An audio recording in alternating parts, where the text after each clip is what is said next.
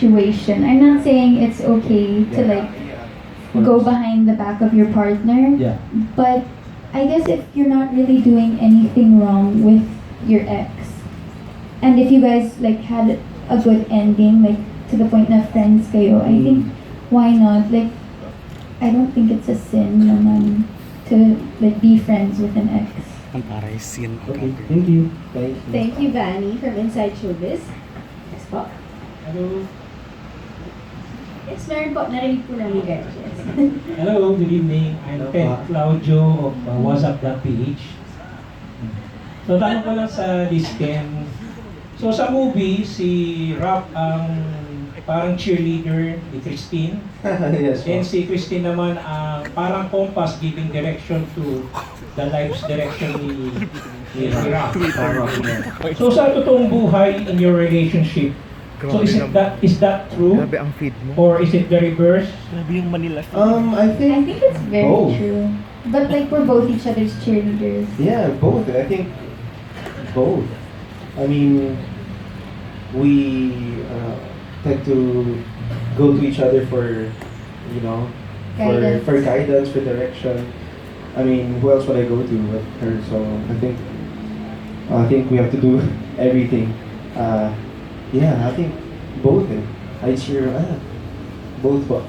So how about in being a compass, giving directions? Same then. Yes, I think when she comes and asks me for direction, I show her. Show her what I think is best for her, what I know deep in her heart that she wants.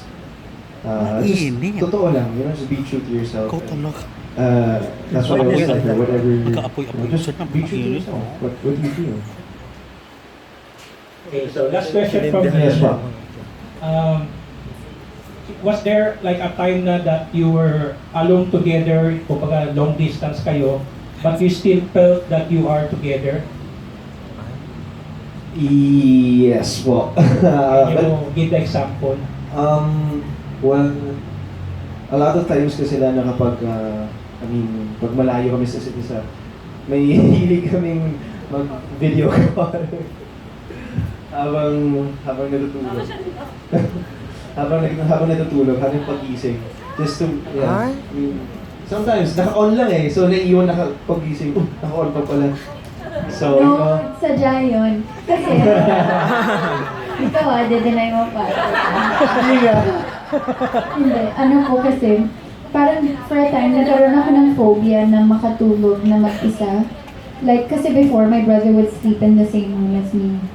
Tapos, syempre, nung tumanda na kami, kailangan na namin mag-separate ng rooms.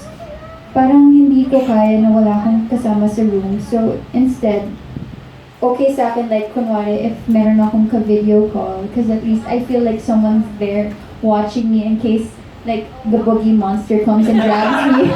Parang ganun yung iniisip ko. Tama po yun. Thank you, Sir Okay, Ted. thank you. Okay, Thank you, na- po. Thank you. Sige po. Dino from Lalita. Direct autobiography ba? May parte ba ito ng buhay niyo ni Direct? Ay, hindi po. Nagulat ako. Hindi po. Agang balita! Hindi po. Naloko ako. Hindi po. Mas nung college years, as a college student, yung feel ng college, yung parang autobiographical. Direct, bakit na-identify ka ng millennials na wasakan daw ang matuloy-tuloy? Yun ang term nila. Hindi ka nagugulat sa term na.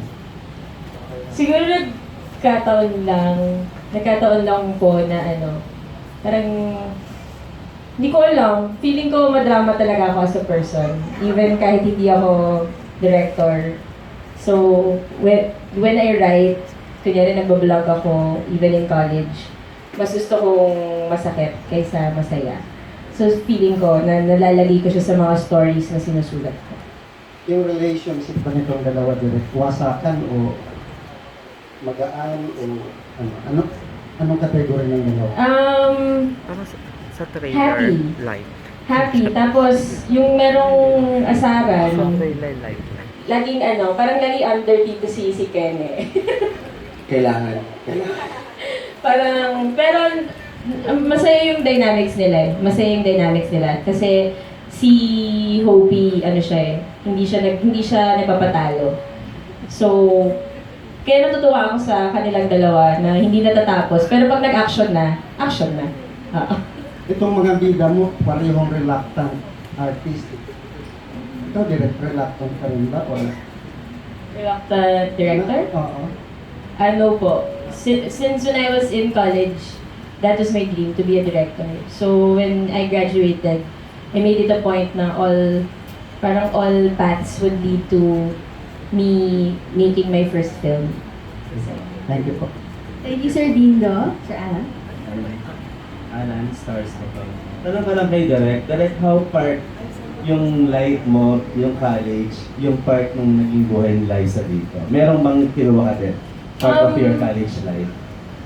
Yung milieu po ng UP, like pagtambay sa bench, pagkain ng isaw, pag AS lobby, AS steps, pagrenta ng computer para sa internet, yun. Yun yung kinuha ko in general. Yun. Tapos you work with different love teams.